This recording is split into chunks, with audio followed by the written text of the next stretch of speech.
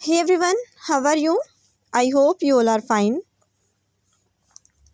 आज हम डिस्कस करने वाले हैं 9th क्लास में सोशल स्टडीज़ के पेपर को। मॉडल टेस्ट पेपर रहने वाले हैं ये हमारे HBSC के लिए। इसमें हम डिस्कस करेंगे हिस्ट्री, पॉलिटी, इकोनॉमिक्स और ज्योग्राफी को।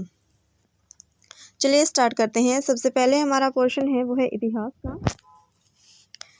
क्वेश्चन नंबर फर्स्ट है हमारा, the Soviet state of Russia नामक पुस्तक के लेखक हैं। आंसर हो जाएगा हमारा S.T. विद्यालंकर। सेकंड क्वेश्चन है हमारा, इंपीरियल फॉरेस्ट रिसर्च इंस्टीट्यूट की स्थापना कब हुई? आंसर हो जाएगा हमारा 1906 में। अगला क्वेश्चन है हमारा, मासाई लैंड को 2 भागों में कब बांटा गया? आंसर हो जाएगा हमारा 1885 में। अगला क्वेश्चन है हमारा, भारत में नेशनल क्रिकेट चैंपियनशिप को किस ट्रॉफी का नाम दिया गया? आंसर है हमारा ऑप्शन नंबर बी जो है रणजी ट्रॉफी। अगला क्वेश्चन है हमारा क्वेश्चन नंबर 5, अमेरिका में पोशाक सुधार आंदोलन कब चलाया गया? आंसर हो जाएगा हमारा ऑप्शन नंबर सी जो है 1870s के दशक में। अगला क्वेश्चन है हमारा क्वेश्चन नंबर 6। क्वेश्चन नंबर 5 तक जो है हमारे क्वेश्चन जो थे वो 1 मार्क्स के थे, ऑब्जेक्टिव टाइप क्वेश्चंस। नेक्स्ट हमारे जो हैं 2 मार्क्स का क्वेश्चन है। क्वेश्चन नंबर 6 है हमारा, निजी संपत्ति के बारे में पूंजीवाद और जो समाजवादी विचारधारा हैं उनके बीच अंतर बताएं। पूंजीवादी विचारधारा बेसिकली उत्पादन के साधनों पर जो है नियंत्रण निजी व्यक्तियों का होता है, जबकि समाजवादी व्यवस्था की अगर हम बात करें तो इसमें उत्पादन के साधनों पर नियंत्रण जो है वो सरकार या राज्य का पाया जाता है। नेक्स्ट अगर हम बात करें पूंजीवादी व्यवस्था की, तो इससे पूंजीवादी व्यवस्था का उद्देश्य एकमात्र लक्ष्य जो है वो लाभ को प्राप्त करना है, मैक्सिमम, जबकि समाजवाद की व्यवस्था के अंतर्गत जो है सार्वजनिक कल्याण है।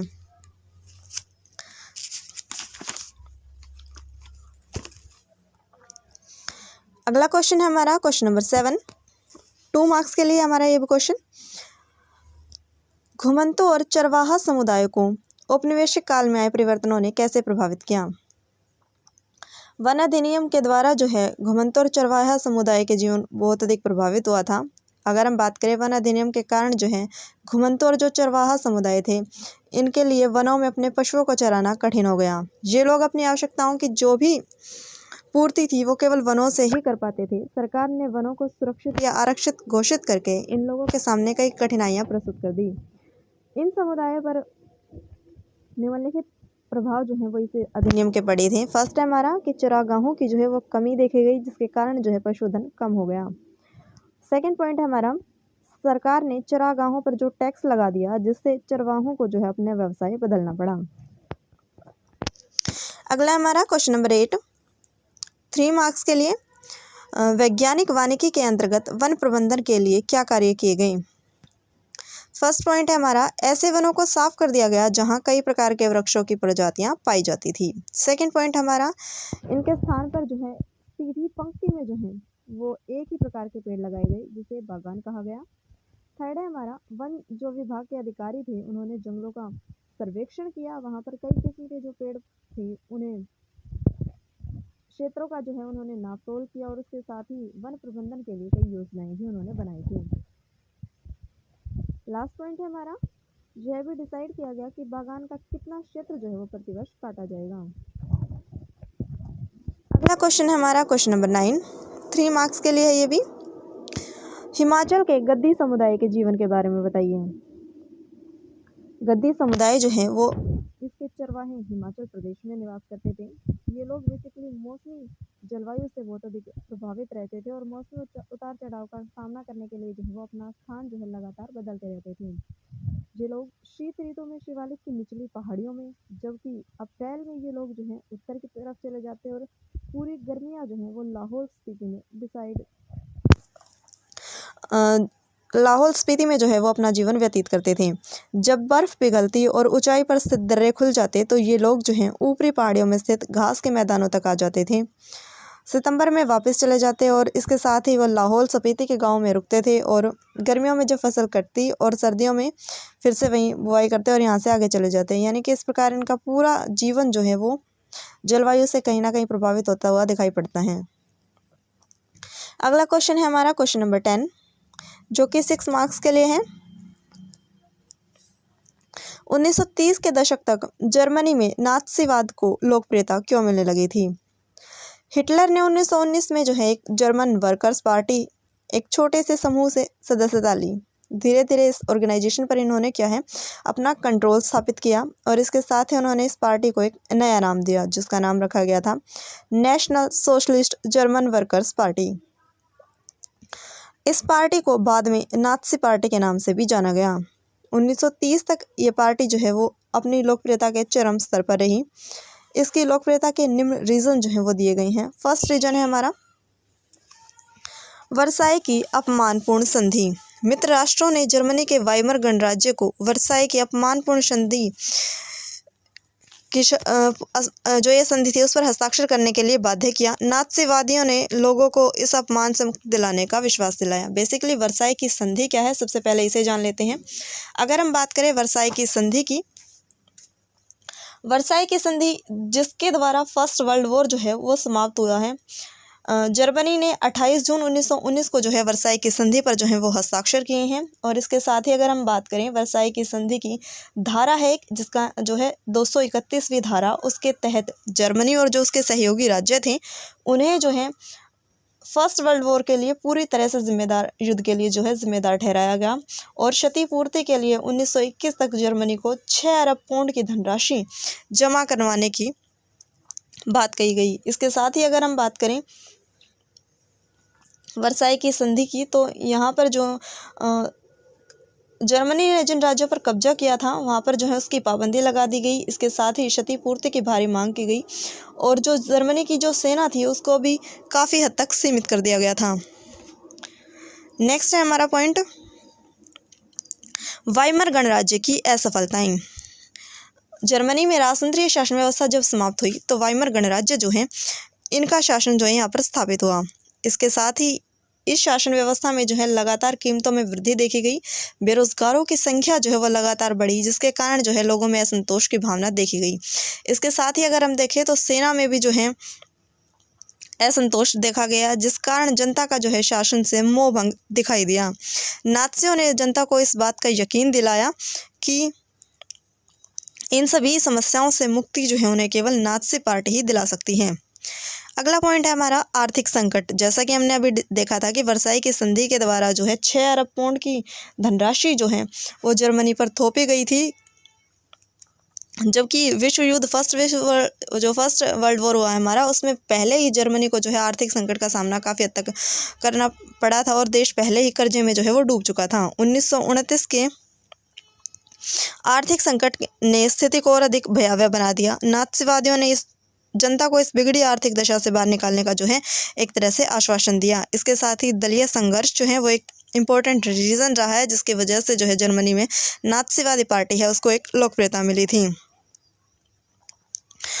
उस टाइम जो है सोशल डेमोक्रेटिक जो पार्टी है और कम्युनिस्ट पार्टी वो अधिक पावरफुल थी, उनके समर्थकों की संख्या बहुत अधिक थी, लेकिन उनमें जो है दलीय संघर्ष के कारण जो था ये सभी पार्टियां जो है नाजीवाद के विरुद्ध जो है एकत्रित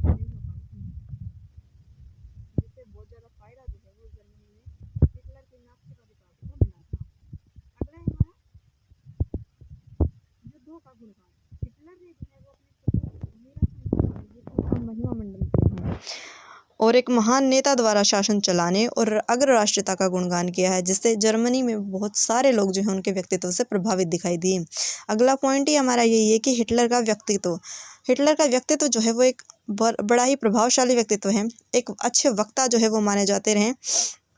उनके जोशीले भाषणों ने लोगों को बहुत अधिक प्रभावित किया था। इसके साथ ही अगला जो पॉइंट है वो हमारा साम्यवाद का विरोधी होना। हिटलर की जो नात्सी पार्टी थी वो साम्यवाद के अगेंस्ट मानी जाती थी। उस टाइम पीरियड पर बड़े बड़े जमींदार और उद्योगपति जो हैं वो साम्यवाद के डर से त्रस्त थे। हिटलर ने उन्हें इस भय से मुक्ति दिलाने का आश्वासन दिया था जिसके कारण जो है काफ़ी हद तक 1930 के दशक तक जर्मनी में नात्सीवादी पार्टी को लोकप्रियता मिली थी। अगले क्वेश्चन है हमारे क्वेश्चन नंबर 11। वह स्थान बताइए जहाँ पालवंकर बालों का जन्म हुआ। आंसर हो जाएगा हमारा ऑप्शन नंबर ए जो है पूना में। अगला है हमारा उस स्थान का नाम बताइए जहां पारसियों ने 1848 में पहले क्रिकेट क्लब की स्थापना की थी। आंसर होगा हमारा बम्बई में। उस स्थान का नाम बताइए जहां पर प्रसिद्ध ऊंट मेला लगता है? आंसर हो जाएगा हमारा पुष्कर, राजस्थान में। नेक्स्ट फोर्थ है हमारा, उस स्थान का नाम बताइए जहां मरिया, भत्रा, हलवा आदि अनेक आदिवासी जनजातियां जो है वो रहती हैं। आंसर हो जाएगा हमारा बस्तर में, जो कि छत्तीसगढ़ में है। आगे चलते हैं, अगले जो क्वेश्चन है हमारे वो पॉलिटिकल साइंस से हैं, राजनीतिक विज्ञान को। चलिए डिस्कस कर लेते हैं इन्हें भी। फर्स्ट है हमारा, कौन से मौलिक अधिकार को संविधान की आत्मा और हृदय कहा गया है? ऑप्शन है हमारा, ऑप्शन नंबर ए समानता के अधिकार को, ऑप्शन नंबर बी शोषण के विरुद्ध अधिकार, ऑप्शन नंबर सी जो है स्वतंत्रता का अधिकार, या डी है संवैधानिक उपचारों का अधिकार। तो बेसिकली समानता का अधिकार अनुच्छेद 14 से 18 में वर्णित है। शोषण के विरुद्ध अधिकार जो है 23 से 24 में है, जबकि स्वतंत्रता के अधिकार जो है वो 19 से 22 में दिए गए हैं। डी जो है हमारा संवैधानिक उपचार, ये इनका वर्णन जो है हमें अनुच्छेद 32 में मिलता है। भारतीय संविधान के निर्माता डॉक्टर भीमराव अंबेडकर जी जो हैं, उन्होंने माना था कि भारतीय संविधान की आत्मा और हृदय जो संवैधानिक उपचार है अनुच्छेद 32 के तहत माना गया था। इसलिए इसका आंसर हो जाएगा ऑप्शन नंबर डी जो है संवैधानिक उपचारों के अधिकार को। क्यों माना गया था? क्योंकि अन्य जब मौलिक अधिकारों का हनन होता है तो अनुच्छेद 32 के द्वारा ही हम अपने मौलिक अधिकारों के संरक्षण के लिए सुप्रीम कोर्ट और हाई कोर्ट जा सकते हैं। अनुच्छेद क्या है अगर हम इसकी बात करें तो हाई कोर्ट में अगर हम बात करें तो अनुच्छेद 226 के तहत हम सीधे जो है वो याचिका लगा सकते हैं, और अगर हम बात करें सुप्रीम कोर्ट की तो अनुच्छेद 32 के तहत मौलिक अधिकारों का उल्लंघन होने की स्थिति में जो है हम सीधे में जा सकते हैं। अगला है हमारा क्वेश्चन,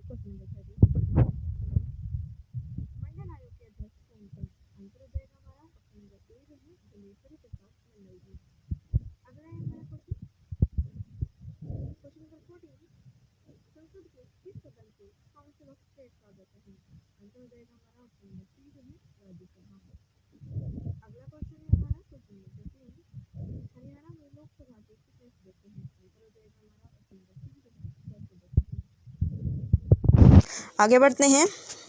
ये सभी क्वेश्चंस जो थे ये हमारे 1 मार्क्स के लिए थे। अब नेक्स्ट जो क्वेश्चन रहने वाला हमारा वो 2 मार्क्स के लिए है।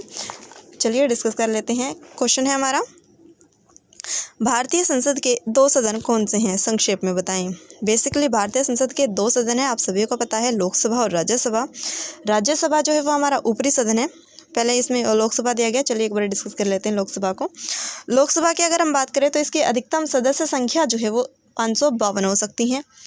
530 जो है वो डायरेक्टली स्टेट से आते हैं, यानी कि राज्यों से 530 सदस्य आएंगे, और अगर हम बात करें 20 सदस्य जो हैं वो यूटी से आ सकते हैं। इसके साथ ही अगर हम बात करें 2 अदर जो मेंबर को हैं वो कहाँ से आएंगे, तो वो एंग्लो इंडियन सदस्य होंगे जो राष्ट्रपति मनोनीत करते हैं। अब ये बात हुई हमारी लोकसभा की संरचना की। अगर हम बात करें कि भाई लोकसभा के किस अनुच्छेद में इसका वर्णन है, तो आंसर हो जाएगा हमारा 81 जो है इस अनुच्छेद के द्वारा लोकसभा का वर्णन किया गया है। इसके साथ ही लोकसभा जो है निम्न सदन है, जनता का सदन कहा जाता है। जनता के द्वारा चुने हुए प्रतिनिधि जो है डायरेक्ट यहाँ पर पार्टिसिपेट करते हैं, इसलिए इसे जनता का सदन कहा जाता है। और इसके साथ ही अगर हम बात करें, इसका कार्यकाल जो है वो 5 वर्ष डिसाइडेड है, लेकिन इससे पहले भी जो है लोकसभा को भंग किया जा सकता है। अगला है हमारा राज्यसभा। राज्यसभा की अगर हम बात करें तो राज्यसभा जो है भारतीय संसद का ऊपरी सदन है, राज्यों का प्रतिनिधित्व करता है राज्यसभा। और इसके साथ ही अगर हम इसकी बात करें राज्यसभा की संरचना की, तो यहाँ पर जो है 238 जो हैं वो सदस्य मेंबर होते हैं। इसके साथ ही 12 जो सदस्य हैं वो राष्ट्रपति के द्वारा मनोनीत किए जाते हैं। ये मनोनीत सदस्य जो हैं वो हैं साहित्य, कला, विज्ञान आदि क्षेत्र में जिन्होंने कुछ इम्पोर्टेंट रोल प्ले किया है, इम्पोर्टेंट कार्य किया है, जिन्हें राष्ट्रपति जो है वो 12 सदस्यों को यहाँ पर मनोनीत कर सकते हैं। इसके साथ ही अगर हम बात करें मैक्सिमम सदस्य संख्या की, तो वो हो जाएगी अधिकतम 250। इसकी अगर हम बात करें 1/3 जो सदस्य हैं मेंबर इसके, वो 2 वर्ष के बाद रिटायर हो जाते हैं। अगर हम बात करें कार्यकाल की, तो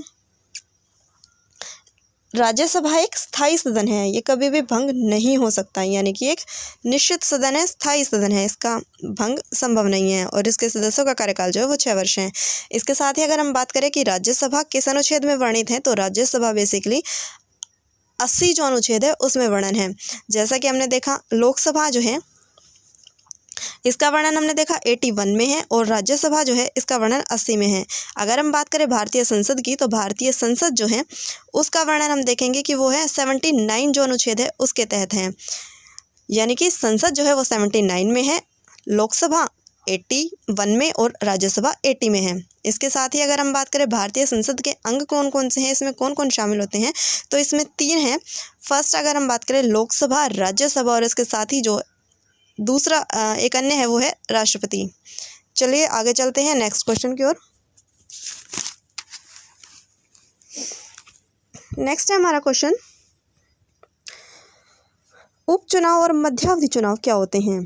उपचुनाव जो है वो बेसिकली जब संसद या विधानसभा में किसी सदस्य का निधन हो जाता है या उन्होंने कोई रेजिग्नेशन दे दिया है, त्यागपत्र दे दिया है, तो ऐसी स्थिति में जो है उनके लिए स्थान जब रिक्त हो जाता है तो वहाँ पर चुनाव किया जाता है, उसे हम उपचुनाव के नाम से जानते हैं। इसकी अवधि केवल बचे हुए समय तक ही रहती है। नेक्स्ट है हमारा मध्यावधि चुनाव। मध्यावधि चुनाव की अगर हम बात करें तो संसद या विधानसभा को निश्चित टाइम पीरियड से जब पहले भंग कर दिया जाता है तो ये चुनाव जो है वो करवाए जाते हैं। संपूर्ण सदन का चुनाव जो है वो नए सिरे से कराया जाता है। इस चुनाव को हम मध्यावधि चुनाव के नाम से जानते हैं। इसकी अवधि पूरे 5 वर्ष तक रहती हैं, यानी कि उपचुनाव जो है वो केवल जो टाइम पीरियड बच गया है सिर्फ उसी के लिए किया जाता है, जबकि मध्यावधि चुनाव की अवधि जो है वो पूरे 5 वर्ष होती हैं। आगे बढ़ते हैं अगले क्वेश्चन की ओर। नेक्स्ट हमारा क्वेश्चन जो है वो है 3 मार्क्स के लिए। अगला क्वेश्चन है हमारा, मंत्रिपरिषद में कितने मंत्री होते हैं, संक्षेप में बताइए। मंत्रिपरिषद इसमें मैक्सिमम ये अगर हम देखें तो 60 to 80 मंत्री की बात की गई है। उस निकाय का नाम है जिसमें सारे मंत्री होते हैं। ये 3 टाइप के मंत्री बताए इन्होंने। फर्स्ट है हमारा कैबिनेट मंत्री। ये आमतौर पर पार्टी या गठबंधन जो है, गठबंधन की पार्टियां जो है उसके जो वरिष्ठ मेंबर जो होते हैं, वरिष्ठ नेता, वही जो है यहाँ पर कैबिनेट मंत्री के तौर पर लिए जाते हैं। इन्हें प्रमुख मंत्रालयों के प्रभारी बनाया जाता है। कैबिनेट मंत्री जो परिषद है इसका शीर्ष समूह होता है। फैसले लेने के लिए प्रधानमंत्री की जो अध्यक्षता वाली बैठक है उसमें कार्य करते हैं। सेकंड हमारे बताए स्वतंत्र प्रभाव वाले राज्य मंत्री। ये आमतौर पर छोटे मंत्रालयों के प्रभारी होते हैं। ये आमंत्रित किए जाने पर ही कैबिनेट की बैठकों में हिस्सा ले सकते हैं। थर्ड है हमारा राज्य मंत्री। जो विभाग है हमारा उसके कैबिनेट मंत्रियों से जुड़े होते हैं ये, और ये लोग जो है मंत्रियों की सहायता करते हैं। आगे चलते हैं।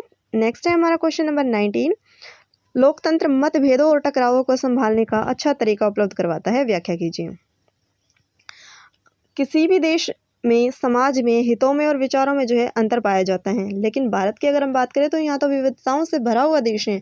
यहाँ जाति, धर्म, विभिन्न संप्रदाय, भाषा, क्षेत्र के आधार पर जो है अलग अलग जो है जनमत तैयार होता है। अगर हम बात करें लोकतंत्रीय शासन व्यवस्था की तो इसके द्वारा जो है भारतीय संविधान के अंतर्गत जो है भारतीय नागरिकों को सुरक्षा प्रदान की गई है, जो भाषा के आधार पर, और अगर हम बात करें धर्म के आधार पर, या अगर हम बात करें जाति के आधार पर जो है उन्हें कुछ विशेष सुविधाएं जो हैं वो उपलब्ध करवाई गई हैं, जिससे उन्हें जो है उनकी सुरक्षा की पूरी तरह से जिम्मेवारी प्राप्त हो सके। और इसके साथ ही अगर हम बात करें भारतीय संविधान के जो मौलिक अधिकार हैं उनमें भी इनको संरक्षण प्रदान किया गया है। अल्पसंख्यकों के हितों की रक्षा के लिए जो है हमने अभी पढ़ा था फंडामेंटल राइट जो है वो पूरी तरह से प्रोवाइड किया गया है, जिसके अंतर्गत जो है वो सभी नागरिक जो है वो कंट्री में जो है वो अपने आप को सुरक्षित महसूस कर पाते हैं।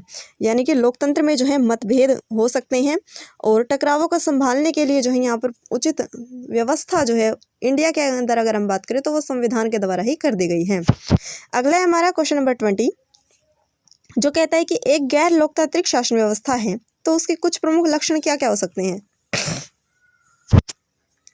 बेसिकली अगर हम बात करें कि गैर लोकतांत्रिक शासन व्यवस्था की, तो यहाँ पर जो है ऑटोक्रेसी, मोनार्की या एनार्की जो शासन व्यवस्था है, यानी कि अधिनायकवाद, तानाशाही या राजतंत्रीय शासन व्यवस्था जो कि है, यहाँ पर पहले पॉइंट हमने दिया कि यहाँ पर तानाशाह होता है। इसमें नागरिकों को फंडामेंटल राइट नहीं प्रोवाइड किए जाते, जैसे कि हमने अभी पढ़ा था कि इंडियन कॉन्स्टिट्यूशन जो है उसमें नागरिकों को फंडामेंटल राइट दिए गए हैं, जो कि कॉन्स्टिट्यूशन लागू होते समय 7 थे, लेकिन अभी जो है फंडामेंटल राइट हमारे 6 हैं।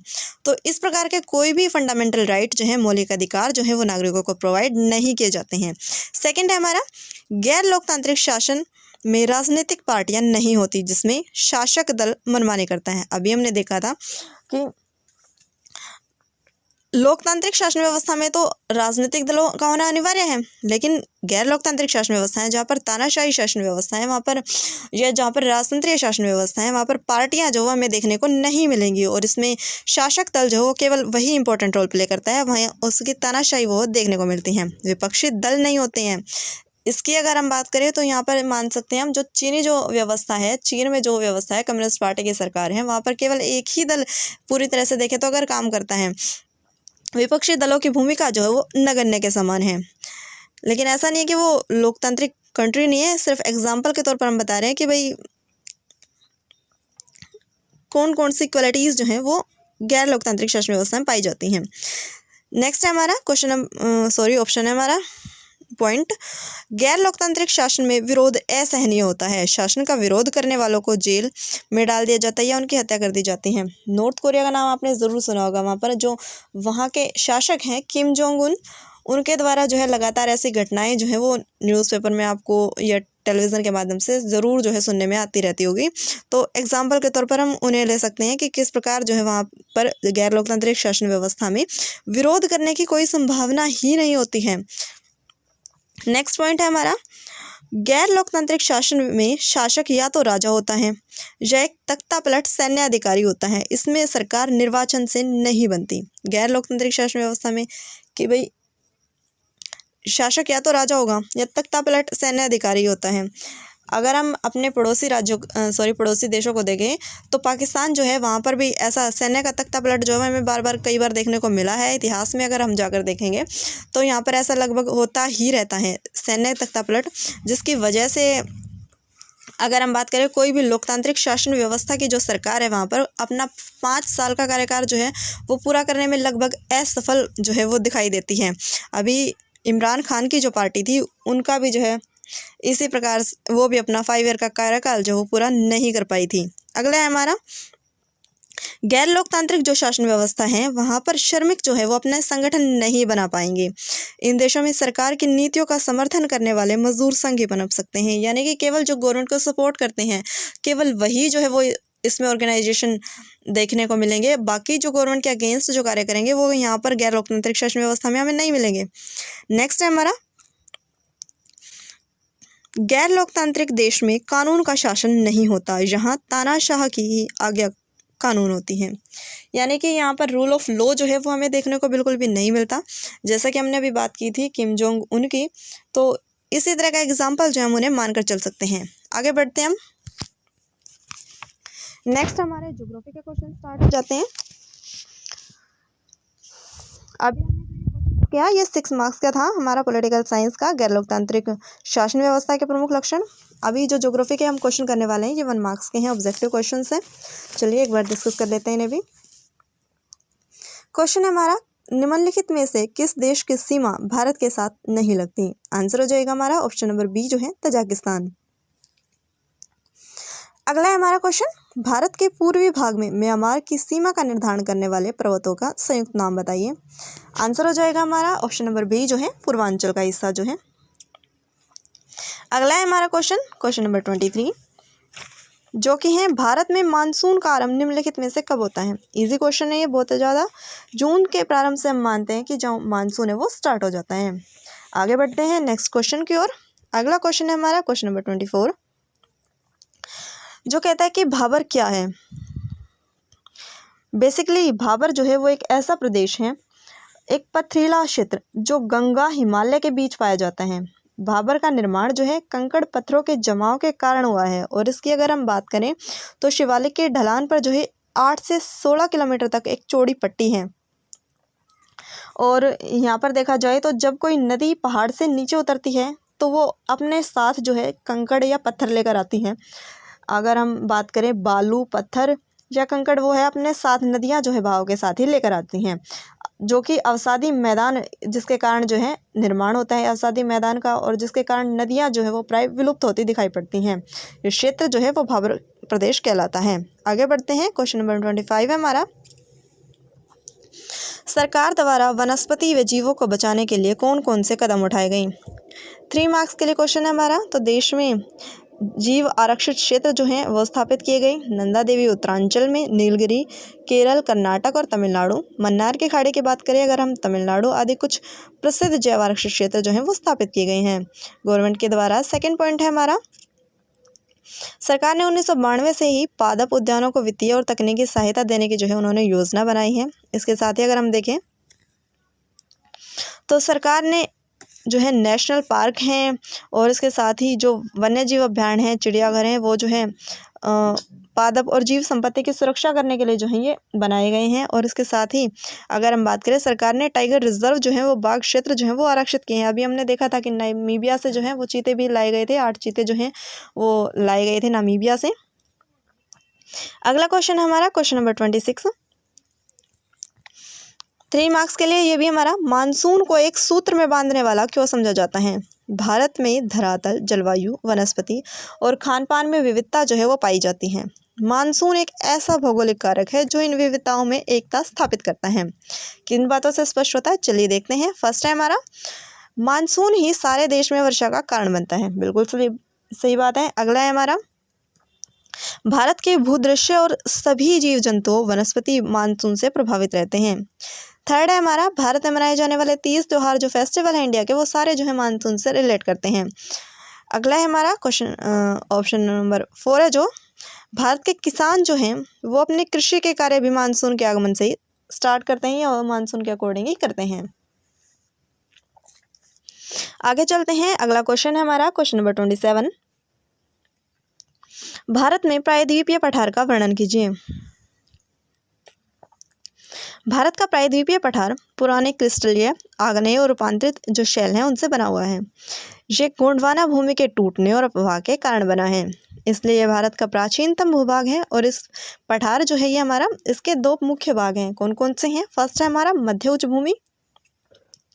मध्य उच्च भूमि प्रायद्वीपीय जो क्षेत्र है हमारा, उसका वह भाग जो नर्मदा नदी के स्तर में पड़ता है और मालवा के पठार के एक बड़े हिस्से में फैला है, उसे मध्य उच्च भूमि कहा जाता है। ये दक्षिण में विंध्य श्रेणी और उत्तर में, उत्तर पश्चिम जो इलाका है हमारा, वहाँ पर भारतीय मरुस्थल में मिल जाता है। इस क्षेत्र में है जो नदियाँ हैं वो कौन कौन सी हैं? चंबल, बेतवा और केन नदियाँ हैं। इसके साथ ही अगर हम बात करें इस क्षेत्र के जो पूर्वी विस्तार है उसको स्थानीय रूप से बुंदेलखंड या बागेलखंड और छोटा नागपुर का पठार जो है इसके नाम से जाना जाता है। ये पठार आग्नेय चट्टानों के कारण जो है ये बना है और आग्नेय चट्टानों में जो है खनिज की मात्रा भरपूर पाई जाती है, इसीलिए इस पठार को खनिजों का पठार या भंडार भी कहा जाता है। आगे चलते हैं।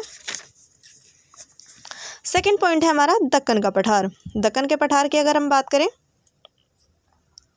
तो वो है विंध्याचल पर्वत और प्रायद्वीपीय पठार के दक्षिण छोर में जो कि दक्कन का घाट फैला हुआ है। इसकी आकृति की अगर हम बात करें तो ये त्रिभुजाकार है। भारत का एक विशालतम पठार है ये, जिसे विशाल प्रायद्वीपीय पठार के नाम से भी जाना जाता है। उत्तर में अगर हम बात करें इसकी सीमा की तो ये हमारे सतपुड़ा, विंध्याचल और पर्वत श्रृंखला जो है ये यहाँ पर स्थित हैं। इसके साथ ही अगर पूर्वी विस्तार को अगर हम देखेंगे तो ये महादेव, कैमूर, मेकाल जो पर्वत श्रृंखला है यहाँ पर स्थित है।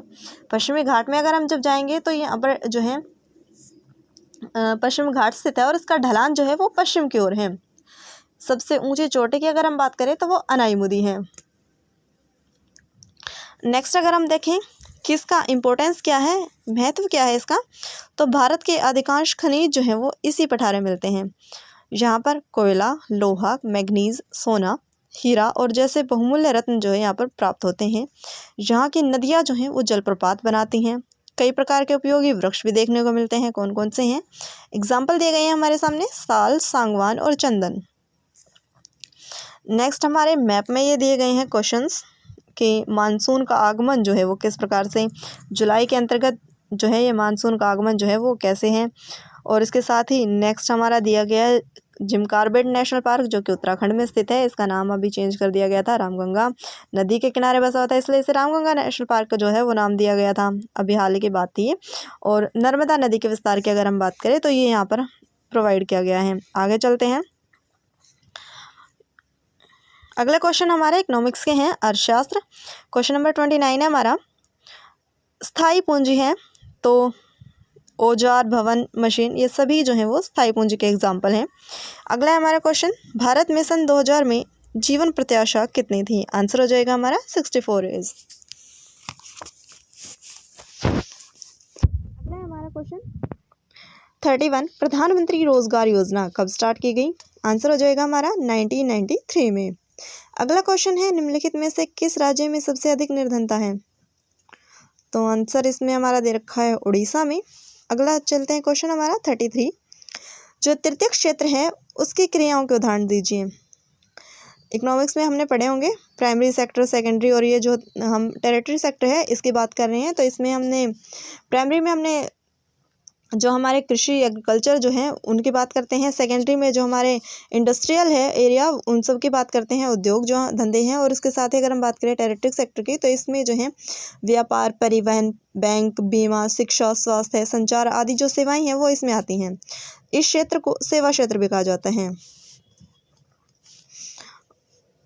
अगला क्वेश्चन है हमारा क्वेश्चन नंबर 34, प्रच्छन्न और मौसमी बेरोजगारी में क्या अंतर है? प्रच्छन्न बेरोजगारी, बेरोजगारी का वह प्रकार जिसमें कई लोग जो है वो काम पर लगे हुए हैं, दिखाई तो देते हैं लेकिन एक्चुअल में वो उनके काम से बहुत ज़्यादा इफेक्ट जो वो नहीं पड़ता है।